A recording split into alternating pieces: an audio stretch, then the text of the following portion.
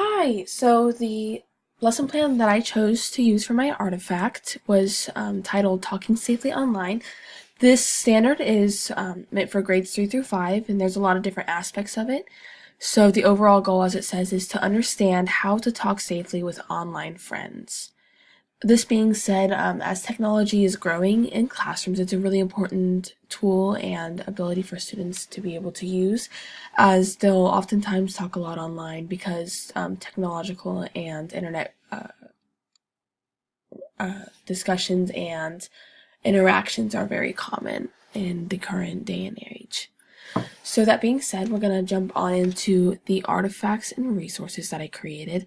So this lesson plan just goes through some of the different things that are important and indicators that show what is good and safe ways to be talking online.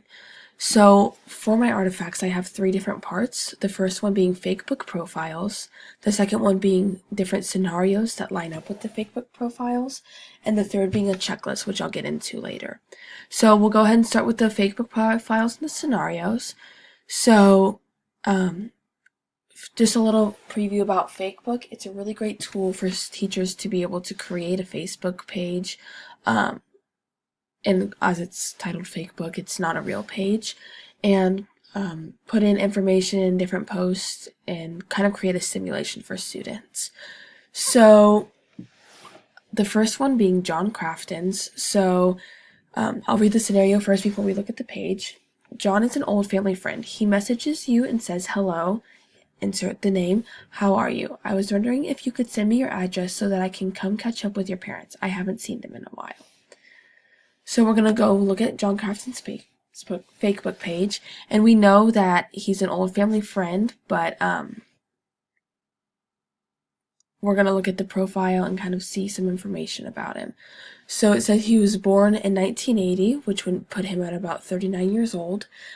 There's no family, which can sometimes, like no relations, can sometimes indicate it being a fake profile.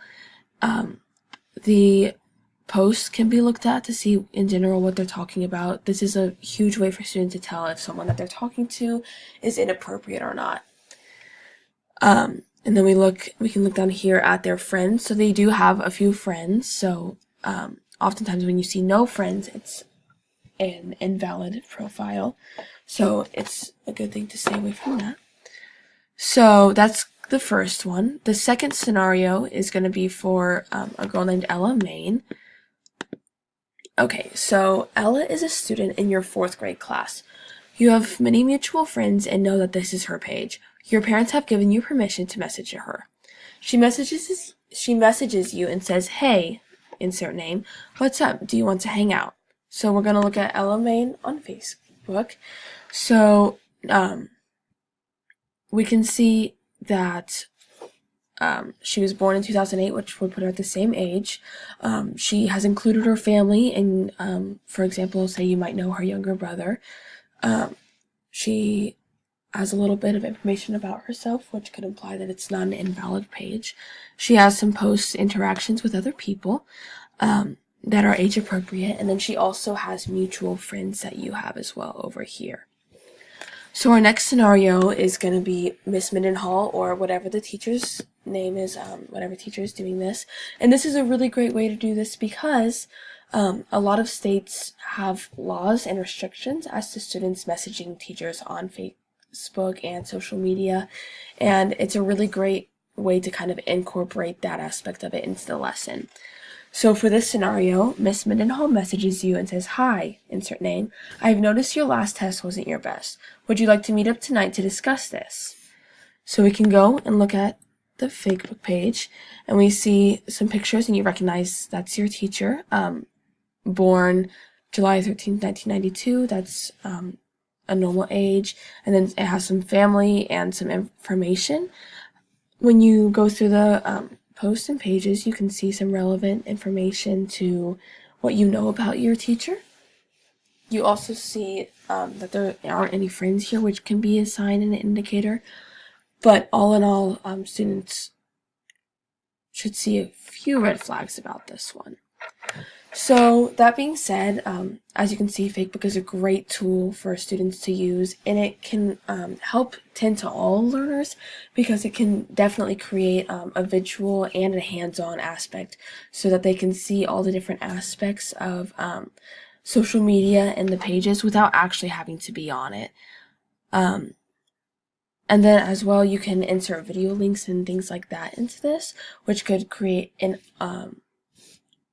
a good learning resource for auditory learners. And this is also a really user-friendly way to go about teaching this and showing examples because it's super easy. You just have to go to the link and observe the page. And then you'll have like a list of scenarios that you can like see and separate. So that being said, the main tool for this activity would be the checklist. So this checklist has some of the really important key aspects to messaging people online, just because there are a lot of different important aspects to it, and it's really crucial that we show all of our students a clear understanding and help guide them so that they can remember all of these parts until they have them memorized. So the first question or option would be, I have permission to message this person. The second being, my messages are being checked and monitored by a parent or guardian or a responsible adult. The third being, do I know this person? The fourth being, I am chatting on a safe website. The fifth being, the person I am chatting with is being nice, which is a really important one because cyberbullying is definitely a huge thing for students, and it can be really detrimental to students. So that's a really looked over one, but also a very important one. The next category is, the person I am chatting with is asking appropriate questions. This one is without a doubt the most crucial because this is where a lot of unsafe things may occur for students, such as learning things about the student's location, personal information, age, appearance, things that could really actually put the student at risk. The next one being, I am not clicking on any links sent to me in the messages. This is important because a lot of links can be bugs or have wrong information so that it can be misleading and send students to inappropriate sites. And then the last one is, I am comfortable with the conversation. It's always important that the student is comfortable talking online to ensure the safety.